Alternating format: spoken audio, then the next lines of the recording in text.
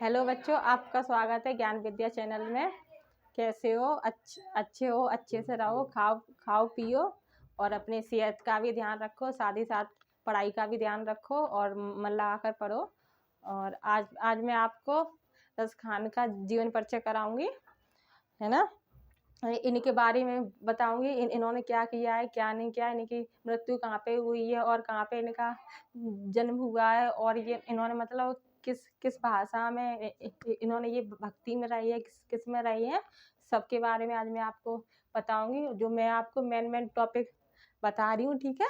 जो वैसे मैं आपको ज़्यादा डिटेल में नहीं कराती हूँ, ठीक है। आज आप चलते इनके रस खान जी के साथ मान चलते, ठीक है। चलो अब चलो आप करते हैं। जो ये रस खान जी है ना, ये आपको पता है जब खान है तो ये मुस्लिम परिवार से तो होंगे ही। इनका जन्म 1533 ईस्वी में 1533 में हुआ था। लेकिन कुछ लोगों का मानना है, जैसे महान पुरुष वगैरह हैं, जो साधु संत हैं, उन लोगों का मानना है कि इनका जन्म 1548 में हुआ है। और कुछ लोगों का मानना है कि इनका जन्म 1533 में हुआ है। इनके जन्म के बारे में कोई कन्फर्म नहीं है कि कब हुआ है कब नहीं हुआ है। मतलब यही दो डेट है, एक 1533 है, एक 1548 है, ठीक है। तो दिल्ली में हुआ है। तो ये एक बादशाह परिवार से थे, जो मतलब शहंशाह वगैरह है ना, ये मतलब ऐसे ही कोई अच्छे परिवार से थे। तो वहाँ पे इनका जन्म हुआ है। तो मतलब ज़्यादा लड़ाई झगड़े की वजह से इनका थोड़ा ये दुखी होकर, बहुत ज़्यादा दुखी थे। तो ये दुखी होकर ये लड़ाई झगड़ा नहीं, इनका उनसे कोई मतलब नहीं था। ये मुसलमान भले ही थे कि ज़्यादा ये लड़ाई बारे में नहीं थे, ठीक है। तो ये दुखी होकर ये यहाँ पे मथुरा में आ गए। ये दिल्ली छोड़ के मथुरा में आ गए। वहाँ पे आने के बाद ये ना एक गुरु है, गोस्वामी विठल नाथ जी। तो ये वहाँ उन ये गुरु से मिले।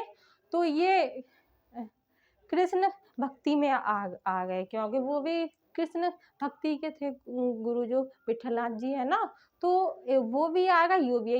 ये फिर वहाँ पे मथुरा जाने के बाद ये कृष्ण जी के शरणों में चले गए। वहाँ इन्होंने पूजा पाठ बड़े अच्छे मन लगा कर करते थे कृष्ण जी की, और खूब भक्ति प्रेम से ये वहाँ रहते थे। और मंदिर पे रहते थे वहाँ, और कृष्ण जी की खूब सेवा भी करते थे।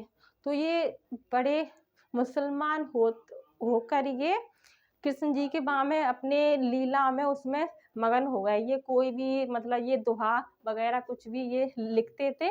तो ये कृष्ण जी के बारे में बहुत लिखते थे ये हमारे रस खान जी, ठीक है। हमारे आप सबकी है, ठीक है। और इनकी जो है ना, ये जो मैंने आपको यहाँ पे बता भी रही हूँ, साथ में मैंने आपको ये लिखा भी है, ठीक है। और ये जो है ना, ये देखो मैंने लिखा है, ये भक्ति काल की श्री कृष्ण भक्ति शाखा के कवि थे, ठीक है।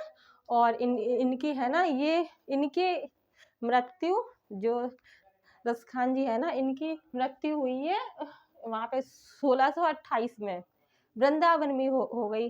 क्योंकि मथुरा के पास ही आपको पता है वृंदावन ही है, वहीं पे इनकी किसी कारणवश इनकी मृत्यु हो गई, है ना। तो अब इन्होंने पता है, इन्होंने प्रमुख रचनाएं, इन्होंने ज़्यादा नहीं, दो ही इन्होंने रचना लिखी है। एक आपकी सुजान रस खान है और दूसरी आपकी प्रेम वाटिका है, ठीक है।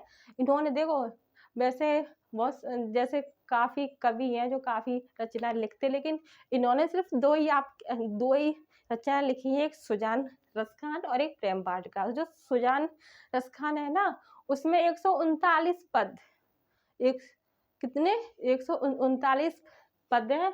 और जो प्रेम वाटिका है ना, उसमें से 25 समूहों का संग्रह है, ठीक है। ये मैंने ये लिखा है, 25 दोहों का संग्रह है।